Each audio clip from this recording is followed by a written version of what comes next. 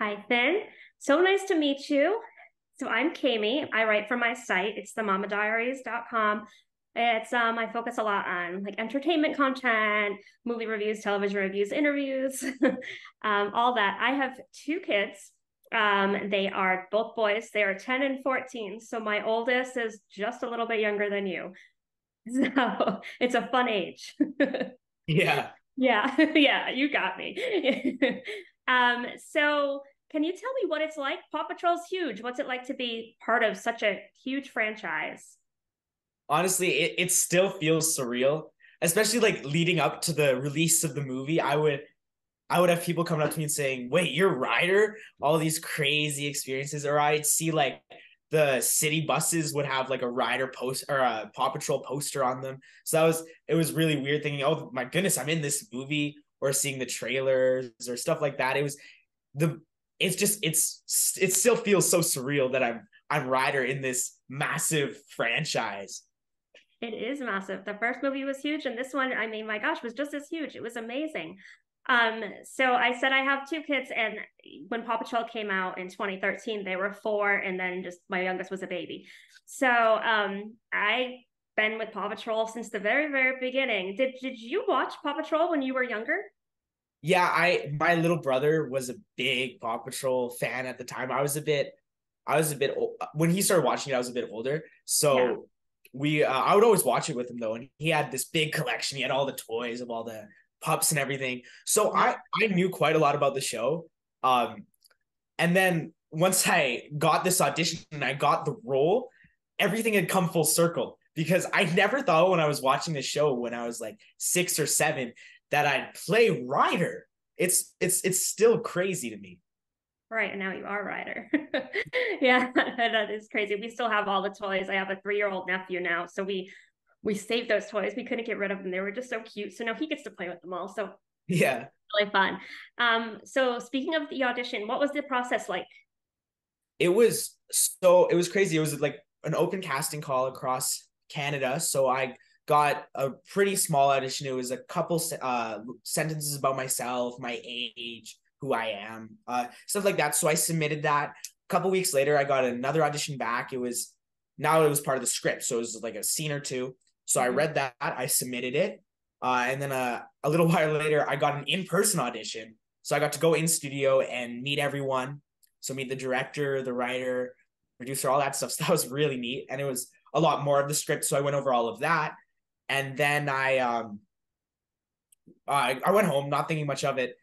And a little while later, I was at school and I was eating lunch, and my dad texted me and he said, "Come outside right now." So I was worried, but I got my stuff and I went outside and I got in the car, and both my parents were there. And my mom turned to me and she said, "Hello, Ryder." And it was crazy. I was Ryder. It was insane. Your parents pranked you. That was awesome. I love how they did that. That must have been such a great moment for you. For your all your parents must have been overjoyed too. Yeah. Um, so there have been quite a few actors who have voiced Ryder. So how were you able to like remain true to his character, but to kind of like make him your own spin on it? You have a, you have a dog right Sorry about that. Pluto. Pluto's a cockapoo like Sky, so that's pretty funny. I'm not sure if you can see these. There he is. Aw. Um, yeah, so with Ryder, I went into it and I had to watch when I got the part, I had to watch the show and watch the first movie again. So I went in with pretty good knowledge of Ryder, but the director also said make it your own. Right. So I didn't feel super restricted with my voice and my performance, but also I was learning along the way since it was my first animated movie. Yeah, that was. Yeah, well, you did a great job. It was Thank great. you. Um, did you have the opportunity? You know, the cast is great. Did you have the opportunity to work alongside of anyone? Not really. I was on my own in Calgary, but what was funny was I didn't know anyone else who was in the movie up until January of this year when the cast got released. So I had no idea I was in this movie with Kim Kardashian and Chris Right. Rock and all these massive stars until the cast got released. So it made it feel even more surreal to me. I interviewed Marseille Martin, who voices Liberty for the first movie. So that was really fun too. Liberty is a great pup. She was a nice new addition. Yeah. Um, so the cameos. Did you have a favorite one? I think my favorite cameo is Chris Rock's cameo. Yeah, It was really funny because it's so out of the blue and it's so random, and then it's done just like that. I know. It totally took me by surprise. So, Yeah. so all the pups, they have like these like super enhanced powers in the movie. So if you could have any one of their powers, which would it be and why? I gotta go with Chase because he has super speed. I think super speed would be really fun.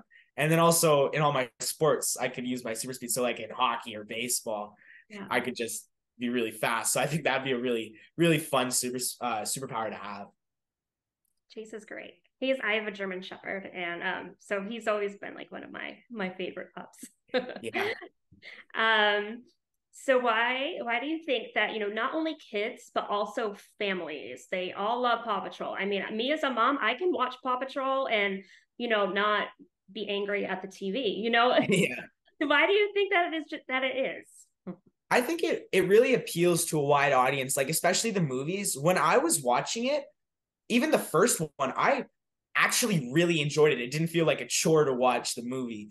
Um, I think especially in the second one, using superpowers or superheroes appeals to a wider audience. So everything's bigger in the movies too, bigger sequences or cool, yeah, just lots of cool situations that you can't really do in the show that are done really well in the movies, which is really neat to watch. And then you think, wait, this is a kids movie, but it feels like this big blockbuster, I which is know. really neat. Yeah. And when it first came out, my whole family, we all watched it together and I think we all enjoyed it a lot.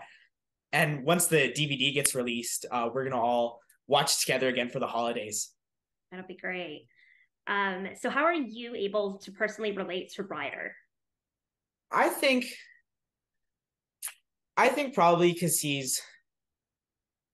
I just think because he cares for people. I have a little brother, so try to care for my little brother, and I try to be nice to him, and that's something that I think really Ryder does too with all the pups. He treats them almost like his little siblings. He has to be gentle and soft with them over the course of the whole movie if they're having a tough time, like especially Sky in the second movie. Oh yeah, definitely. Definitely. Yeah, I really enjoyed her character arc. That was a good one, this movie. Um, what would you say is like the key takeaway message of the movie? No job's too big, no pups too small. I think they really focus on that through the whole movie. That no matter where you're from, no matter who you are, no matter your shape or size, you can always make a difference, which is really neat to see, especially through Sky's point of view throughout the whole movie. I love how that tagline literally came full circle throughout that movie. That was awesome. That was really great. Yeah. So my final question, do you have any upcoming projects that you can share with us? Not yet because of the actors and writers strike. There hasn't been Wow. much. So, but Right. I'm Yeah, really looking forward to getting some opportunities. that's great. Well, I am sure you will have many more opportunities. This is just the start for you. So good. So thank you for your time. And it was great talking to you today. Awesome. Thank you so much. Thank you.